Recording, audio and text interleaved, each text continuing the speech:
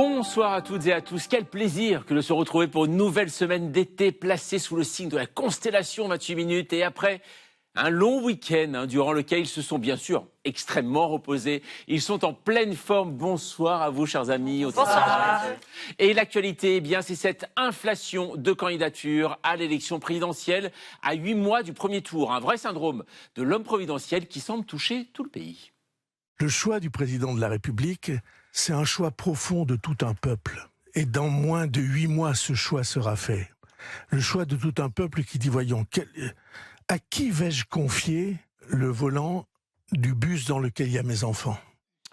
Alors la multiplication des candidatures est-elle un signe de bonne santé démocratique ou au contraire le symptôme d'un malaise ? La course présidentielle obsède-t-elle le monde politique français ? Nous en débattrons. En fin d'émission, nous retrouverons ceux que l'on surnomme mastermind dans le milieu très élitiste de la chronique, à savoir Marjorie Adelson et Théophile Cossa. Alors au menu ce soir, Marjorie. On va parler de mariage. Avant, se marier devant des inconnus, ça ressemblait un peu à une sorte de cauchemar que pourraient faire des futurs mariés un peu stressés à l'approche du jour J. Désormais, c'est réel et c'est même un modèle économique. Objectif, réduire la facture. Très bien, voilà. Et vous, Théophile ? Le classement de Shanghai, qui classe les 1000 meilleures universités au monde, vient de rendre son palmarès 2026. Alors, qui arrive en tête ? Est-ce fiable ? Comment est-ce que se place la France ? Le classement de Shanghai, je vous raconte comment ça marche. Et on vous retrouve bien sûr en fin d'émission, car avant cela, petit conseil Cinoche. Vous avez vu l'Odyssée, vous avez vu Spider-Man, et bien maintenant, allez voir Fjord. Alors, c'est pas vraiment la même ambiance qu'Ulysse ou l'homme araignée, mais tout de même Palme d'Or au Festival de Cannes cette année. Comment l'arrivée d'une famille roumaine très religieuse dans une petite ville norvégienne peut révéler l'intolérance des plus progressistes. Un film signé Christian Mungiu, et il est notre invité tout de suite dans 28 minutes.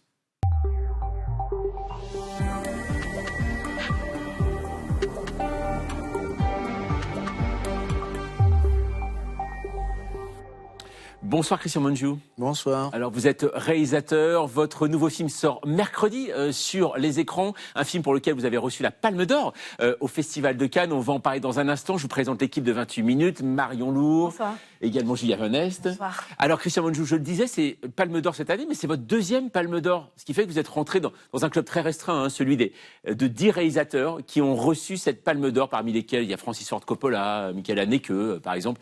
Et donc vous, est-ce que d'être dans ce club, maintenant, ça vous donne un petit privilège, je ne sais pas, de rentrer gratuitement au cinéma ou des choses comme ça, non ? Non, après mon premier Palme d'Or, par exemple, j'ai reçu toutes les clés possibles, la clé de ma vie natale, la clé de Bucarest, mais je n'ai pas pu faire grand-chose avec toutes ces clés-là. Non, je blague, mais l'idée est que ça vient avec beaucoup de respect et d'intérêt pour ce que tu as fait comme film. Et pour moi, les espoirs sont toujours liés avec les spectateurs. Ouais. C'est la Palme d'Or qui est la plus grande, la plus importante recommandation pour un film. J'espère que le spectateur veut découvrir comment quelqu'un, après presque une vingtaine d'années, peut se retourner pour avoir une autre palme en faisant la même sorte de cinéma. Ouais. Parce que, bon, c'est un autre sujet, mais mon façon de faire de cinéma, ce n'est pas changé. Alors, dans un instant, on va parler de votre nouveau film, donc Fjord, qui sort mercredi sur les écrans. Mais avant ça, on va voir pourquoi vous avez le profil idéal, justement, pour nous parler de cinéma. Et Olivier Boucreux vous explique pourquoi. Christian Mungiu, vous aimez les histoires qui obligent à s'interroger. Avec Fjord, vous opposez deux visions de la famille et de la société.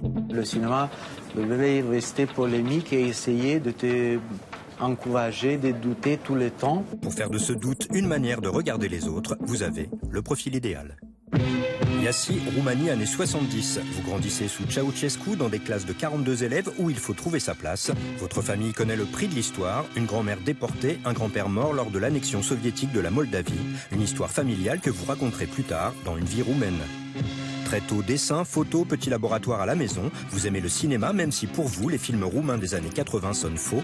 Après 1989, vous enseignez l'anglais puis devenez journaliste. Dans l'euphorie de la Révolution, la presse incarne pendant un bref moment la liberté retrouvée. À l'école de cinéma de Bucarest ou comme assistant de Bertrand Tavernier sur Capitaine Conan, vous apprenez à fabriquer le naturel, de longs plans, peu de montage, pas de musique. Chez vous, tout est répété pour que rien ne paraisse fabriqué. Après quelques courts-métrages, vous passez au long avec Occident en 2002, comédie sur les désillusions de la Roumanie post-Ceausescu. En 2007, l'histoire vraie d'un avortement clandestin devient 4 mois, 3 semaines, 2 jours et votre première palme d'or, la seule à l'époque jamais remportée par un cinéaste roumain. Pourquoi pas, j'espère pas que c'est un film seulement sur la Roumanie. J'espère que je fais des films sur la nature humaine.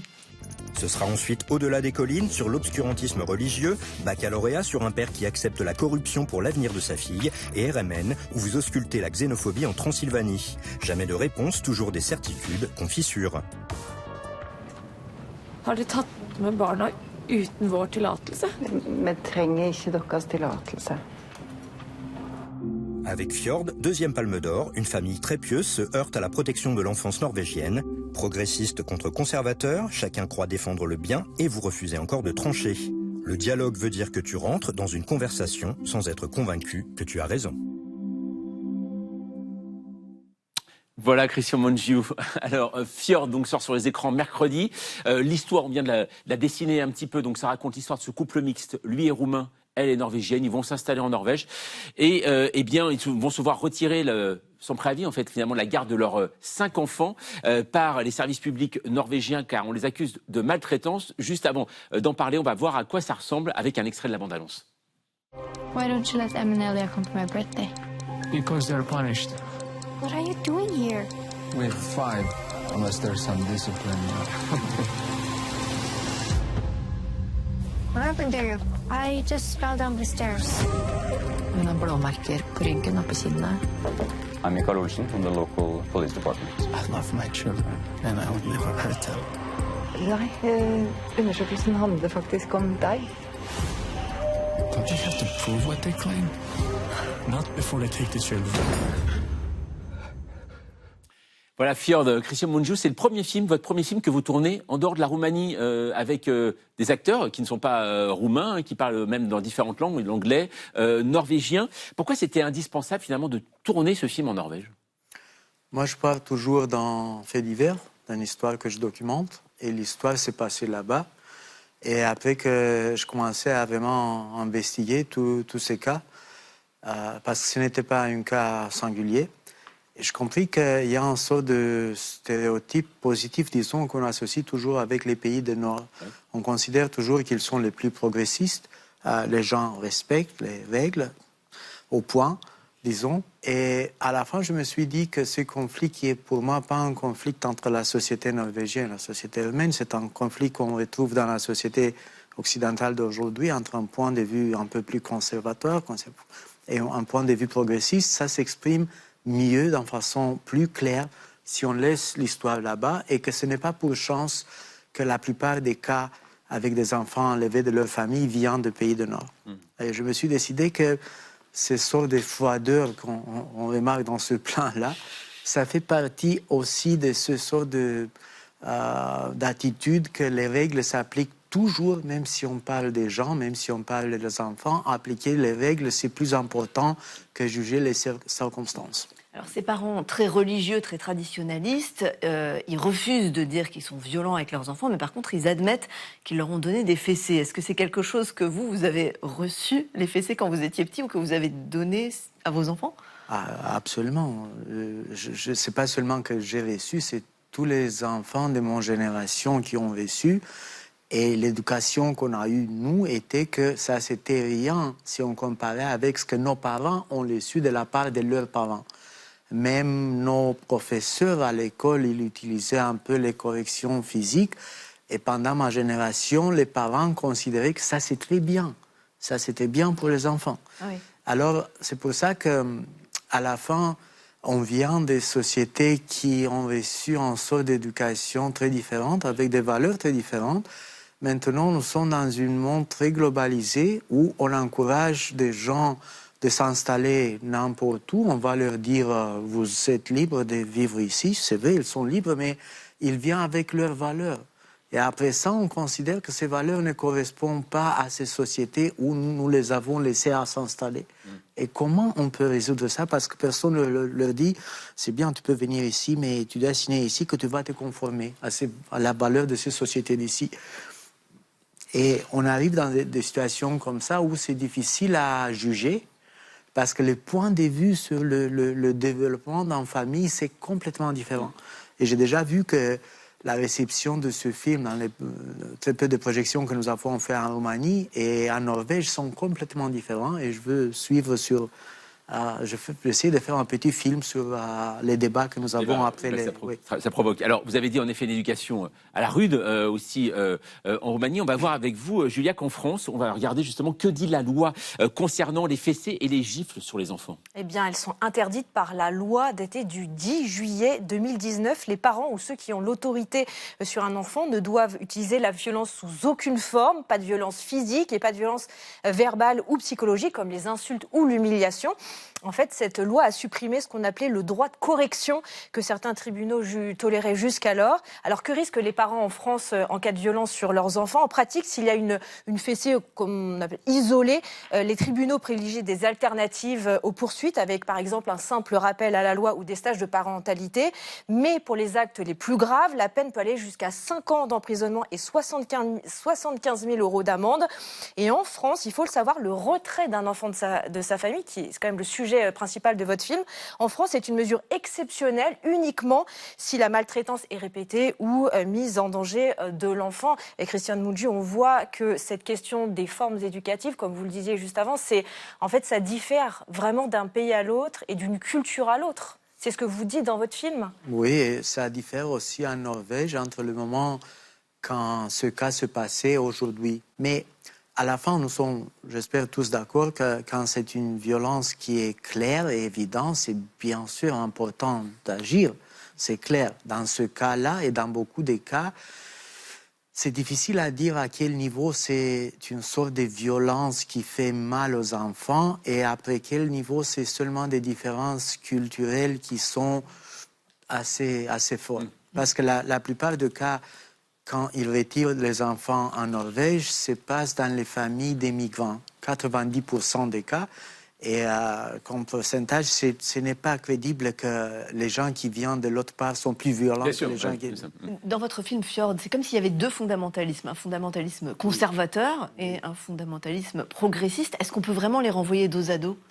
Je ne vois pas pourquoi non. Je ne crois pas qu'il y a une seule idéologie qui est pure et qui existe. On peut exagérer dans les deux directions. Et nous sommes tous habitués de condamner les exagérations à droite parce qu'elles sont plus présentes et plus menaçantes. Mais même comme ça, c'est bien de rester vigilante et de voir que si on exagère dans n'importe quelle direction, on va arriver à une sorte d'extrémisme. Même si, comme dans ce cas-là, tout le monde agit pour ce qu'ils disent, le bien-être des enfants. Oui. Mais même comme ça, tu dois toujours douter qu'il y a seulement un seul point de vue sur une façon d'éduquer les enfants, par exemple. Et tu dois respecter un peu cette idée que peut-être que l'autre a des autres idées sur l'éducation, sur la société en général. Et comment on peut vivre ensemble si on ne partage pas du tout les mêmes valeurs? Qu'est-ce qu'on peut faire? Est-ce que nous avons le droit d'imposer nos valeurs et de forcer les autres de se conformer? Je ne sais pas. On voit en effet que c'est un film qui fait débat et qui fait réfléchir. Voilà pourquoi il faut aller le voir. En tout cas, ça sera dès mercredi. Merci beaucoup, Christiane Moudjou, d'être venu nous parler de votre film, donc Fjord, donc sur tous les écrans. Mercredi prochain. Merci beaucoup. Merci beaucoup. C'est par 28 minutes. Allez, passons maintenant à notre débat. Chose étonnante, figurez-vous, en ce lundi 17 août, aucun nouveau candidat ne s'est déclaré pour l'élection présidentielle qui se déroulera au printemps 2025. Alors, c'est presque étrange, tant ces derniers mois, les prétendants à la fonction suprême se sont multipliés dans tous les camps politiques, alors même que les Français votent de moins en moins. Pourquoi une telle obsession présidentielle? Peut-on en sortir alors que la Constitution de la Ve République a fait de cette élection le centre de sa vie politique? Nous en débattons juste après la mise au point d'Amira Swilem. J'ai décidé d'être candidat à la présidence de la République. Moi, Karim Ouamran, je suis candidat pour les prochaines élections présidentielles. Avec vous tous, aujourd'hui, nous lançons cette campagne présidentielle. Moi, président. À 8 mois du premier tour, ils sont déjà plus d'une quarantaine à se voir en haut de l'affiche. Une situation qui fait déjà le bonheur de la presse satirique. Comme ici, le Gorafi qui titre « Face au nombre de candidats, la présidentielle de 2027 se déroulera en 16 tours ». Une situation qui ne fait pas rire tout le monde. Candidat par 3 fois à la magistrature suprême, François Bayrou, qui ne se présente pas à la nouvelle présidentielle, appelle à mettre de l'ordre dans cette avalanche de candidatures. En organisant ce qu'il appelle une grande primaire, allant des socialistes aux gaullistes. Le choix du président de la République, c'est un choix profond de tout un peuple. Le choix de tout un peuple qui dit, voyons, à qui vais-je confier le volant du bus dans lequel il y a mes enfants? C'est la raison pour laquelle la proposition que j'ai faite pour mettre un peu d'ordre dans le bazar actuel est une proposition vitale pour chacun des Français. Il faudra attendre mars 2027 pour connaître la liste définitive des candidatures validées par le Conseil constitutionnel. Une certitude cependant, l'engouement pour la présidentielle persiste. Un phénomène très français. L'élection présidentielle en France rend fou. 2027, c'est le terminus des ambitieux. Pour beaucoup, ce n'est pas une rencontre entre un homme et un peuple, mais plutôt l'étreinte narcissique entre un candidat et lui-même. Vous savez, une candidature, ce sont des affiches, des meetings, des écrans, des selfies, c'est-à-dire pendant quelques mois, la vie d'une star. Alors, la personnalisation de la politique représente-t-elle un danger pour notre démocratie? Pourquoi la présidentielle est-elle devenue une obsession? Et la France peut-elle en guérir? Et pour en débattre ce soir, nous recevons Arnaud Tessier. Bonsoir. Bonsoir. Vous êtes historien. Votre livre, Charles de Gaulle, l'angoisse et la grandeur, est paru aux éditions Perrin. Alors selon vous, supprimer l'élection du président au suffrage universel direct serait dramatique, car c'est la seule élection, dites-vous, pour laquelle les Français éprouvent encore un véritable intérêt. À vos côtés, John Christopher Roland, bonsoir. Bonsoir. Vous êtes constitutionnaliste, maître de conférences à l'université Paris-Nanterre. Et selon vous, une campagne présidentielle, c'est, dites-vous, la drogue la plus addictive, même pour ceux qui ne gagnent pas. C'est quelque chose qui rend les gens dingues. C'est pourquoi les candidats ne veulent jamais abandonné. Et puis Aurore Malval, bonsoir. Bonsoir. Vous êtes grand reporter au service politique de Marianne. Selon vous, l'élection présidentielle n'est plus un sujet politique, c'est devenu un fait de société, un moment d'émotion partagée, un rituel français presque impossible à défaire. Et pour entamer ce débat, c'est avec vous, Marion, et le chiffre du jour. Et le chiffre du jour, c'est 45. 45 candidats déclarés ou pressentis à l'élection présidentielle. Alors, dans le détail, c'est 18 officiellement déclarés et puis d'autres qui se préparent, qui sont disponibles, qui n'excluent rien. Il faut préciser que lors des dernières élections présidentielles, le nombre de candidats validés par le Conseil constitutionnel, c'était 11. Alors pourquoi une telle inflation de candidatures, Arnaud Tessier ? Je pense qu'effectivement, ce que disait Vincent Trémollet était très juste. Il y a un phénomène un peu narcissique. Le fait d'être sous le feu des médias, le fait de pouvoir faire sa publicité, on le voit très bien dans certains candidats qui se sont profilés déjà. Et puis aussi peut-être de prendre des gages pour l'avenir, c'est-à-dire essayer de prendre position pour pouvoir ensuite récupérer le fruit politique de tout cela. Mais de toute façon, l'ordre revient assez vite. Ne serait-ce qu'il y a les parrainages, il y a le coût de la campagne si on est obligé de rembourser. Voilà, donc tout cela, je pense que les choses se remettront à peu près en ordre le moment venu. Oui, mais Aurore Malval, tout de même, actuellement, on n'est que dans une pure question de narcissisme, ou aussi c'est parce qu'il y a un effondrement complet des partis politiques. Effectivement, on peut constater en tout cas que les partis échouent doublement, je dirais, à l'intérieur et à l'extérieur. C'est-à-dire qu'à l'intérieur, ils échouent à faire monter des leaders incontestés qui seront leurs candidats naturels. Et puis, ils échouent aussi à l'extérieur, en fait, dans le sens où ils ne sont plus suffisants à être soutenus par un parti, n'est plus le gage de pouvoir mener une campagne, je dirais, dans le top des tout premiers candidats et de la gagner. L'exemple, je pense d'ailleurs, le plus éclairant à ce sujet, c'est Bruno Retailleau. Bruno Retailleau gagne les élections, dit voilà, j'ai remis LR en ordre de marche, nous sommes le premier parti de France, il gagne ses élections internes et malgré cette légitimité, il est obligé de refaire un vote pour dire je serai le candidat de ma famille politique. Et malgré le vote qui le confirme une deuxième fois, heureusement il a fait un système qui on pouvait difficilement ne pas le confirmer, et malgré cela, il a quand même David Lisnard qui dit si c'est comme ça, moi je me présente de mon côté. Vous avez Xavier Bertrand qui dit je me tâte, pourquoi pas, si les circonstances sont favorables, etc. etc. Même Michel Barnier laisse entendre aussi. Donc on voit que c'est une faillite, effectivement, un affaiblissement des partis politiques. C'est lié aussi évidemment à ce qu'on a vécu avec le macronisme et la campagne Emmanuel Macron 2017. John Christopher Roland, il y a aussi un arbitre qui va sans doute départager les gens avant l'échéance, ce sont les sondages. Oui, alors normalement, ça ne devrait pas être les sondages qui départagent. Dans la tradition de la Ve République, depuis que les partis ont repris la main, parce qu'on le redira peut-être tout à l'heure, mais le général de Gaulle, lui, se situait, il disait, au-dessus des partis, c'est que finalement, les partis sont dirigés en France de manière plutôt bonapartiste au départ. C'est-à-dire que le chef se dégage. Les primaires, par exemple, c'est pas du tout une tradition française au départ. D'ailleurs, il n'y a qu'une fois, et par un concours des circonstances, dirons-nous, qu'un vainqueur de primaire classique a pu gagner, même si Nicolas Sarkozy avait été aussi désigné par son parti. On parle de François Hollande. C'était François Hollande. Donc finalement, les partis ont la main mise. En revanche, et ils ont une main mise sur autre chose, là il n'y a pas d'effondrement pour l'instant, et on en reparlera, c'est sur les parrainages. Donc les sondages, est-ce que c'est les sondages qui donneront la boussole?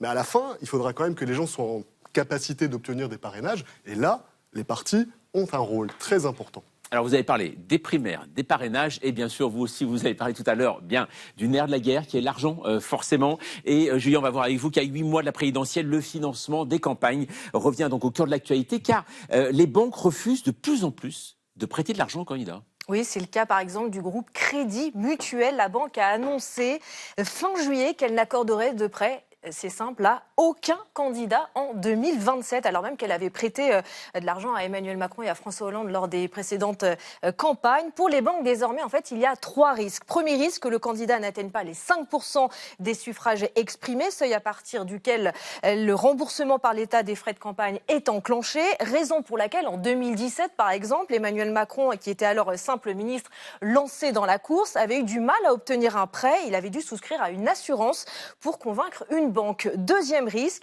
que les comptes d'un candidat soient rejetés après l'élection, comme ce fut le cas pour Nicolas Sarkozy en 2012. Dans ce cas, l'État ne rembourse plus les frais de campagne et la banque risque de ne jamais revoir son argent. Et puis, Jean Mathieu, troisième risque, la réputation. Bien sûr, la banque craint d'altérer son image en étant associée à une couleur politique. C'est pour ça que Marine Le Pen, on le sait, est la principale concernée par cette difficulté à financer ses campagnes et elle a dû se tourner vers des banques, notamment russes et hongroises, lors des précédentes élections. Alors, face à ce problème, le gouvernement réfléchit à une solution, la mise en place d'un pool bancaire. Plusieurs banques accorderaient collectivement les prêts aux candidats. En moyenne, il faut savoir, un candidat à la présidentielle a besoin de se faire prêter entre 8 et 10 millions d'euros par campagne. Alors, où trouver cet argent si la banque ne prête pas? Je vous pose la question, Aurore Malval.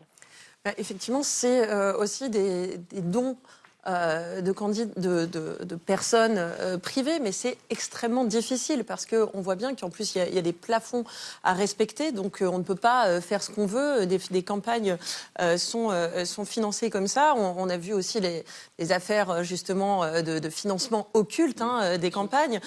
Donc c'est pour ça que c'est intéressant cette idée de la banque de la démocratie, parce qu'aujourd'hui il y a un réel problème de financement de la vie politique. D'ailleurs, il dépasse les campagnes, le financement d'une campagne électorale. On l'avait vu, que ce soit les difficultés d'ailleurs du Rassemblement national avec l'affaire des assistants parlementaires, ou ceux du MoDem, ou même de la France Insoumise. On voit que les partis ont besoin d'argent pour fonctionner et que c'est un problème aujourd'hui, ce financement de la vie politique. Donc il faut trouver une solution, pas que pour un parti, pour d'ailleurs tous les partis.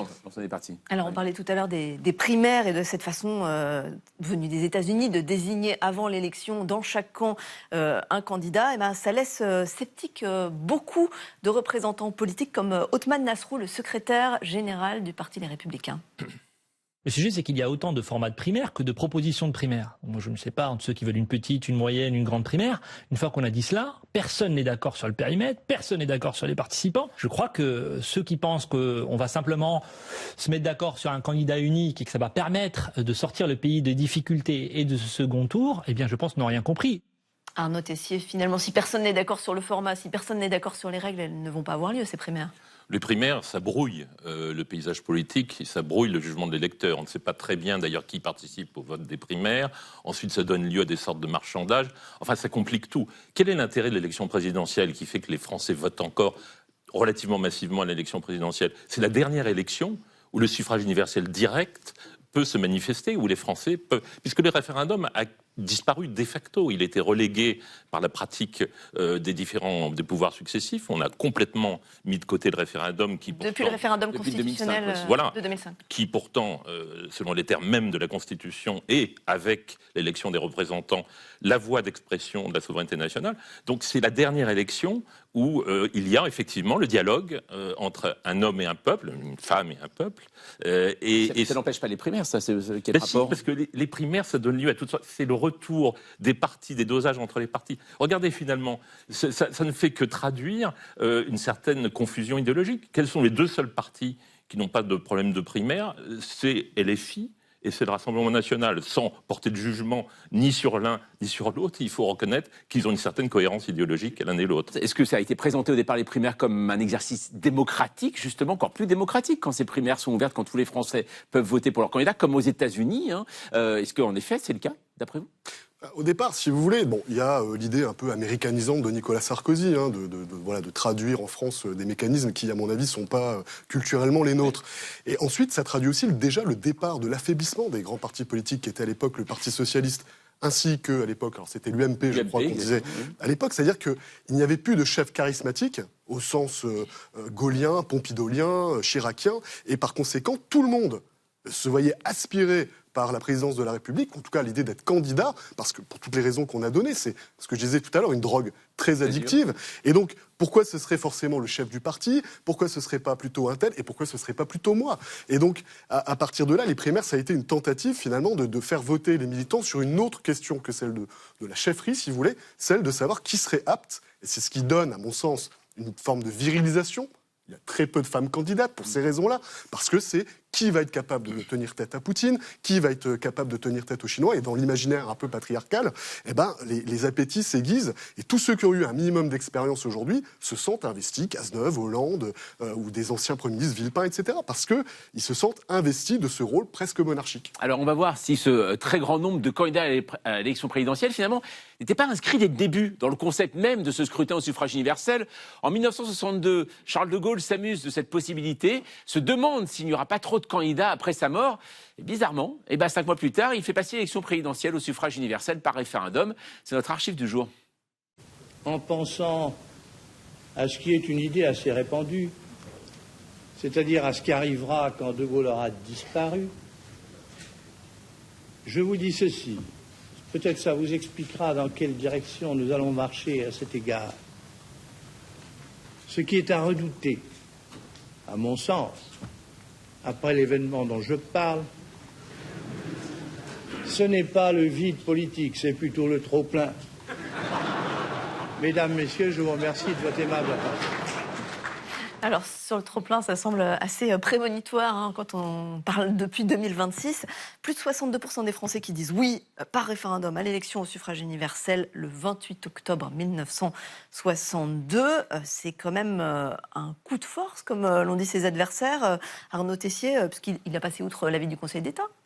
Enfin, le Conseil d'État n'avait pas le pouvoir ni la vocation de l'empêcher. Il a utilisé l'article 11 de la Constitution pour consulter le peuple qui a tranché. Mais ce n'était pas dans le périmètre aujourd'hui de la Constitution. Vous avez un constitutionnaliste à côté qui peut peut-être vous confirmer. C'était dans le périmètre de la Constitution. C'était le cas? Alors, dans l'esprit du général de Gaulle, oui, puisqu'il explique qu'il connaît mieux que tout le monde la Constitution, c'est la sienne. Mais effectivement, c'est difficile hein, d'avoir un jugement rétrospectif sur 1962. Il est vrai que depuis le coup du Conseil constitutionnel en 1971, l'expansion de son domaine de compétences, les choses sont vues différemment aujourd'hui. C'est ça. Alors, De Gaulle disait que l'élection présidentielle était en fait la clé de voûte de la Ve République. Est-ce que le problème, Aurore Malval, n'est-il pas que ça entraînait une notion en fait d'homme ou de femme présidentielle et donc ça providentielle et donc ça attise les appétits? Effectivement, providentielle et présidentielle, vous avez raison parce que justement c'est l'élection phare. Tout se structure dans la vie politique française autour de cela.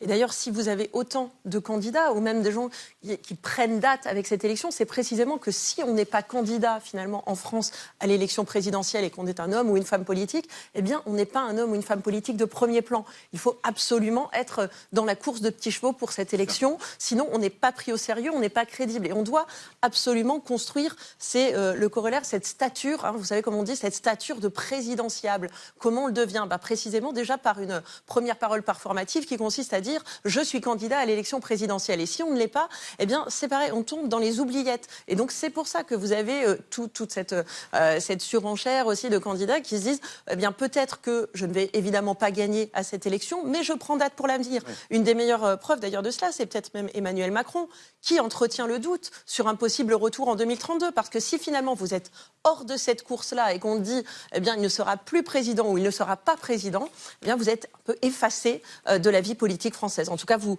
acceptez d'y jouer un rôle de second plan. Et ça va jusqu'à une dérive, une forme de pipolisation, Jean-Christopher Rolland? Oui, que le quinquennat d'ailleurs a, si vous voulez, fait exploser de manière exponentielle parce qu'on est perpétuellement maintenant en campagne électorale. Et donc, évidemment, aujourd'hui, pour exister, avec en plus l'apparition des réseaux sociaux, c'est la carte postale permanente. Alors qu'autrefois, elle était un peu sporadique. Je me souviens quand Lionel Jospin, entre 2002 et 2007, on le voyait traverser un passage piéton, quelqu'un essayait de lui poser la question, il y avait des petites cartes postales. Il a tenté en 2007 quand même de faire un retour. Je souscris entièrement à ce que vient de dire Aurore. Effectivement, ça traduit finalement une forme de pipolisation, de scénarisation perpétuelle de la vie politique. C'est pour ça que je serais assez en désaccord avec M. Tessier sur le fait que l'élection présidentielle en 2026, comme disent les jeunes, c'est peut-être quelque chose de suranné aujourd'hui. Ouais, c'est ça, oui. Alors, on va regarder justement une carte de l'Europe et sur 27 pays de l'Union européenne, 14 ont un président de la République élu au suffrage universel direct. Pourquoi, Arnaud Tessier, on a l'impression qu'en France, c'est le seul pays où le président est si prééminent, si présent, si encore aujourd'hui faisant partie de notre débat public en permanence. On a l'impression qu'on parle davantage du président français que dans les autres... Ça a été voulu par De Gaulle, parce qu'il faut bien voir que nos institutions étaient conçues par un homme qui a été frappé par l'effondrement de 1940. Il n'y avait pas d'État, il n'y avait pas de chef à la tête de cet État, et c'est ce qui nous a conduit à être vaincus et occupés par l'Allemagne nazie et d'être livrés au gouvernement de Vichy. Donc il voulait que la France ait un exécutif fort et qu'il soit incarné. Il ne faut pas oublier qu'en France, celui qui a la main sur le feu nucléaire, c'est le président de la République. Celui qui a la capacité, dans les négociations internationales, de prendre des décisions vite. On l'a vu avec Emmanuel Macron lui-même, d'ailleurs, lorsque Mme Merkel devait consulter pendant 3 semaines les membres de sa majorité pour prendre une position. Emmanuel Macron pouvait prendre une position rapidement. C'était voulu par De Gaulle, parce que De Gaulle pensait que nous vivions et que nous allions vivre de plus en plus dans un monde dangereux et que la France avait besoin d'un exécutif fort et un exécutif incarné avec un arbitre et un chef qui soit capable de prendre des positions rapides et des initiatives pour la défense du pays. Alors au départ, Aurore Malval, il était quand même prévu que le président soit un arbitre entre le gouvernement et l'Assemblée. Et finalement, on se retrouve avec un président qui a un collaborateur et qui est le patron du gouvernement. Alors c'est pas du tout un arbitre, effectivement, on a plus l'impression que c'est un numéro 10, le président en tout cas. Il n'a pas ce rôle, en tout cas, il décide, normalement dans la Constitution, le gouvernement conduit la politique de la nation. Aujourd'hui, quand même, on élit un président dans l'optique qu'il applique cette politique. Et effectivement, on a un gouvernement qui exécute, je dirais, en partenariat. Alors, on se rappelle des sorties, effectivement, je décide, il exécute, etc., des rapports des présidents avec leur Premier ministre, qui ont été souvent un rapport de subordination, très rarement. Alors, dans les cas de cohabitation, le président peut jouer un petit peu ce rôle d'arbitre, mais on voit bien, là, aujourd'hui, la façon dont Emmanuel Macron, qui est presque, je dirais, en situation de cohabitation avec son propre camp, puisque avec un gouvernement, quand même, dont font partie... Des gens de sa minorité parlementaire, mais qui a du mal à avoir ce rôle d'arbitre, qui veut participer, qui veut encore marquer de son empreinte et de ses décisions la fin de ce quinquennat. Donc on a vraiment cette prééminence quand même du pouvoir présidentiel. Et si on compare d'ailleurs avec ce qui se passe avec nos voisins qui ont des présidents aussi élus au suffrage universel, la principale différence, c'est la décorrélation chez eux du calendrier de l'élection des législatives, des élections législatives et de l'élection présidentielle. Chez nous, tout découle de cela. C'est parce que les élections législatives suivent l'élection présidentielle aussi que finalement, le pouvoir est au président. Et un mot tout de même, Jean-Christopher Rolland, quand on voit aujourd'hui, tout le monde semble d'accord pour dire que l'élection présidentielle est au cœur, et il y a une obsession en fait présidentielle. À ce moment-là, est-ce qu'il y aurait une possibilité aujourd'hui qu'un candidat dise on enlève le suffrage universel ? Alors, soit on enlève le suffrage universel, ça serait une première hypothèse, soit on débranche un peu la verticalité du président. Parce que derrière ça, il y a aussi une hypertrophie de ce qui reste des partis, parce qu'on parle de majorité présidentielle, très compliqué de ne pas être godillot quand on est au Parlement, quand il y a une majorité, ce qui n'est pas le cas évidemment à l'heure actuelle, mais la preuve, c'est qu'aujourd'hui, avec une minorité la plus étroite de la Ve République, le président de la République peut nommer un Premier ministre de son camp, et même le plus fidèle parmi les fidèles, ce qui est observé des autres pays de l'Europe, totalement ubuesque en fait, c'est extravagant ce qui se passe en ce moment d'un point de vue juste institutionnel. Mais si on débranche le président, qui n'a plus de domaine réservé, et que vraiment ce soit le gouvernement qui ne procède uniquement de l'Assemblée nationale et du Sénat, d'une certaine manière, alors, avec un président débranché, même s'il est élu au suffrage universel direct, on pourrait avoir un président du type allemand ou du type irlandais, c'est-à-dire qui ne sorte pas de son rôle et qui laisse vraiment le gouvernement, comme la Constitution le prévoit, déterminer et conduire la politique de la nation. Alors Arnaud Tessier, si on débranche la verticalité du président, est-ce qu'on ne risque pas de désintéresser les Français qui sont quand même très intéressés, on le disait tout à l'heure, par cette élection présidentielle? C'est celle où il y a la plus forte participation, on devrait le voir à l'écran, voilà. La plus forte participation par rapport au dernier scrutin, 72%. On est bien au-dessus de tous les autres scrutins. Sans vouloir vous contredire trop, je crains qu'on débranche la Ve République. Le problème, si vous voulez, c'est que dans une situation normale, lorsque le président de la République est désavoué par le corps électoral, notamment lorsqu'il perd une élection législative qu'il a provoquée, comme en 2020, voilà, il démissionne. C'est ce que n'a pas fait Jacques Chirac en 1997, c'est ce que n'a pas fait Emmanuel Macron en 2022. La logique du système, c'est ça.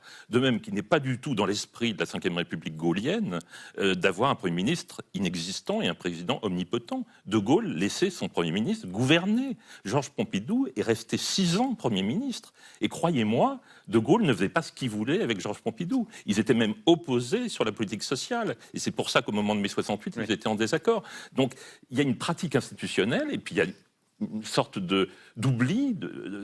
La verticalité, ça marche dans les deux sens. C'est-à-dire, à partir du moment où on a le sentiment qu'on n'a plus la confiance des Français, et on en tire les conséquences, on provoque une nouvelle élection.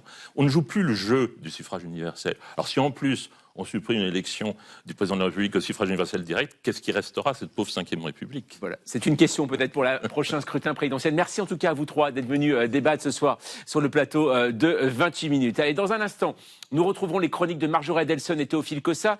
Alors on va changer de sujet parce que nous avons un bon plan pour vous ce week-end. Pourquoi ne pas assister au mariage d'inconnus? Et oui, c'est une nouvelle tendance et si vous aimez faire tourner les serviettes, on a pensé à vous. Avant de nous intéresser au palmarès des meilleures universités publiées chaque année, le classement de Shanghai, comment ça marche? Mais tout de suite, rejoignons le partenaire idéal pour une partie de réelle poursuite. En fait, c'est sûrement lui d'ailleurs qui écrit les questions. Oui, Victor de Quiver a réponse à tout. La preuve ce soir, dans Vous dînerez moins bête, faut-il faire disparaître le clitoris des manuels scolaires? Faut-il faire disparaître le clitoris des manuels scolaires? La question vous paraît farfelue, et pourtant. C'est vrai, réfléchissons un peu. À quoi sert le clitoris? Pas à la reproduction. Il n'a aucune fonction biologique essentielle, à part le plaisir. Et franchement, est-ce qu'on a vraiment besoin d'expliquer ça aux élèves? Ça embarrasse les professeurs, ça gêne les parents, et puis, c'est compliqué à dessiner dans un manuel. Autant le supprimer, non? C'est exactement ce qui s'est passé. Dans les années 1960, le clitoris disparaît des manuels d'anatomie et des dictionnaires. Effacé, gommé, pendant près de 60 ans, des générations entières ont étudié le corps humain sans jamais voir cet organe. Pourtant, au Moyen-Âge, le clitoris était connu. Le roman de Renard y fait allusion, l'encyclopédie de Diderot et d'Alembert au XVIIIe siècle lui consacre une entrée, mais au XXe siècle, c'est l'effacement total. En 1998, l'urologue australienne Helen O'Connell publie une étude révolutionnaire. Elle cartographie pour la première fois la structure complète du clitoris en 3D. Avant elle, on ne connaissait que la partie externe visible, mais le clitoris est un iceberg, ce qu'on voit n'est que la pointe. Elle révèle ses racines internes, son corps érectile, un organe entier, ignoré. Et ce n'est qu'en 2017 que cette anatomie complète entre dans les manuels scolaires français de SVT. 2017, il a fallu attendre le 21e siècle. Cet effacement n'est pas un accident. C'est le reflet d'une histoire où le sexe féminin dérange. Pour Freud, l'appareil génital reste le cloaque. Pour Sartre, l'obscénité du sexe féminin est celle de toute chose béante. Dès la Grèce antique, la vulve est méprisée, associée à l'animalité et au danger. Aujourd'hui, une contre-offensive se déploie. En 2011, le Great Wall of Vagina expose 400 moulages de vulves. En 2019, un musée du vagin ouvre à Londres. Des performeuses utilisent leur vulve comme arme politique, et c'est tant mieux, car connaître son corps, c'est reprendre le pouvoir. Voilà, vous dînerez moins bête. Merci beaucoup, Victor Decuyver. Un vrai plaisir, voilà, pour tout vous dire. Allez, il est temps de les retrouver. Vous les attendez, bien sûr, Marjorie Adelson et Théophile Cossin. Marjorie, et l'été, c'est donc la saison des mariages. Et on va parler d'une tendance, alors vous allez nous dire, qui ne fait absolument pas l'unanimité. Oui, imaginez que vous mariez votre frère ou votre sœur dont vous êtes très proche. Vous connaissez tous ses amis par cœur. Pourtant, au milieu du buffet, il y a une file de personnes qui se servent goulûment. Or, ces gens ne vous disent rien. Mais alors, absolument rien. Alors, seriez-vous déjà un peu pompette? Eh bien, pas forcément, car désormais, le week-end, on peut acheter sa place pour un concert, pour une pièce de théâtre ou pour un mariage. Mais attention, un mariage d'inconnus. Alors, concrètement, c'est très simple. Il faut se rendre sur la plateforme française Invitine. C'est une sorte de Airbnb du mariage. Vous la voyez. Alors, vous regardez les projets de mariage qui vous intéressent, le prix, les photos du lieu, les prestations. Par exemple, dans un vignoble, dans un palace, le menu, le DJ. Et vous choisissez. En moyenne, il faut compter entre 100 et 400 € quand même. Parce qu'il faut dire qu'en France, l'organisation d'un mariage, ça coûte en moyenne 20 000 €. Alors, accepter la présence d'inconnus qui, eux, payent, permet aux mariés de réduire la facture. Ça, on a compris. Mais alors, du côté des participants, franchement, c'est quoi l'intérêt? Eh bien, plein de choses. Le champagne, les petits fours, les rocs endiablés, évidemment la pièce montée et ses interminables choux. Bon, plus sérieusement, c'est vrai que payer pour écouter des discours sur des gens que l'on ne connaît pas ou regarder des photos gênantes d'enfance, c'est pas forcément logique, voire c'est peut-être même un peu voyeur. Mais pourtant, ceux qui l'ont fait en parlent, et ils parlent justement d'expériences, de rencontres, et certains espèrent même rencontrer l'amour. Pour d'autres, c'est une occasion de mieux connaître une culture. Par exemple, en France, sur cette plateforme, les mariages indiens ont la cote. Il faut compter entre 60 et 100 € pour assister à un mariage indien en banlieue parisienne. Jean-Mathieu, je vous sens pas impressionné. Vous préférez peut-être un mariage traditionnel breton? Mais voilà. Voilà, 150 €. Ah d'accord.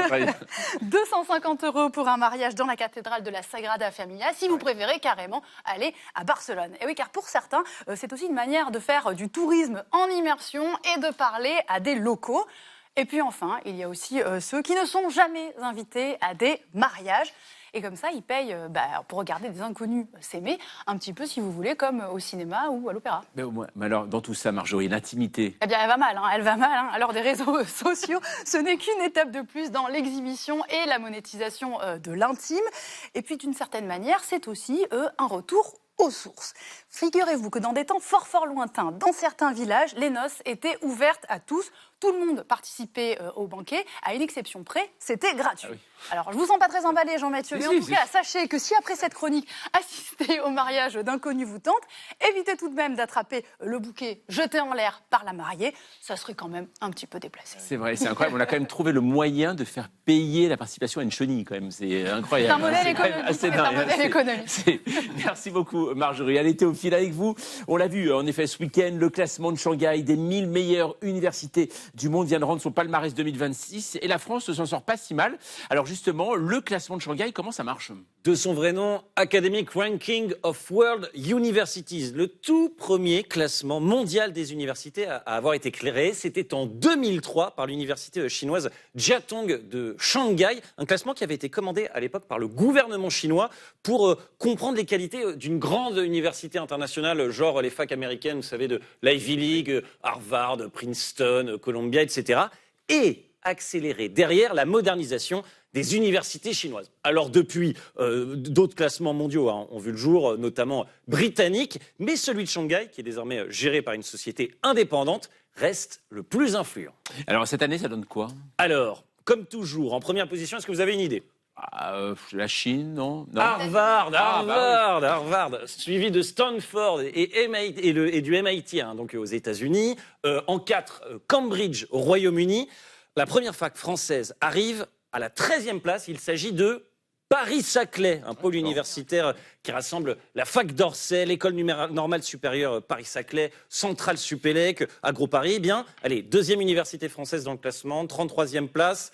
Paris, Sciences et Lettres. Pareil, un pôle universitaire qui inclut Normal Sup, Paris-Dauphine, l'École des Mines de Paris. La Sorbonne, elle, arrive 55e en tout, comme l'année dernière. 27 établissements français figurent dans le top 1000. L'Université de Strasbourg, Aix-Marseille, Montpellier, pas mal, oui, mais vous savez combien de facs américaines sont dans le classement? 187. Ah oui, et chinoises 234. Voilà, on ne joue pas vraiment dans la même cour, même si la méthodologie du classement est parfois critiquée. Alors pourquoi ça? Parce qu'elle se fonde sur des critères uniquement quantitatifs, genre le nombre de prix Nobel ou de médaillés Fields parmi les anciens étudiants ou les chercheurs de l'université. Pareil, le nombre d'articles publiés dans les revues Science et Nature. Donc, le classement ne prend pas du tout en compte la qualité de l'enseignement, la vie étudiante, l'insertion professionnelle, et 2, il met surtout en valeur les sciences dures plutôt que les sciences sociales et le business. C'est d'ailleurs pour ça que Sciences Po Paris et HEC ne sont pas dans le classement. Autre curiosité, l'école polytechnique qui appartient désormais au regroupement universitaire Institut Polytechnique de Paris n'apparaît que très bas dans le classement. Et d'ailleurs, vous avez remarqué, je ne cite presque que des regroupements d'universités. C'est une des influences directes du classement de Shanghai sur l'organisation récente de nos facs. À sa création, aucun établissement français n'arrivait dans le top 50. Alors depuis, le ministère de l'Enseignement supérieur a créé des pôles, grandes écoles et universités pour que la France gagne des places. On est aujourd'hui le 10e pays à avoir le plus d'établissements classés. Comme on dit dans les bulletins scolaires, peut mieux faire à les capacités, doit poursuivre ses efforts. Merci beaucoup, en effet, Théophile. Merci. Mes amis, à suivre sur Arte, votre série animée Putain de chat, suivi d'un film rare avec Jean Gabin, La nuit est mon royaume, ou comment un homme réapprend à vivre après avoir été rendu aveugle par accident. C'est tendu et émouvant, ça ne se rate pas, bien sûr, pour une belle soirée. Nous, on se retrouve bien sûr demain pour un nouveau numéro de 28 minutes. Tchuss.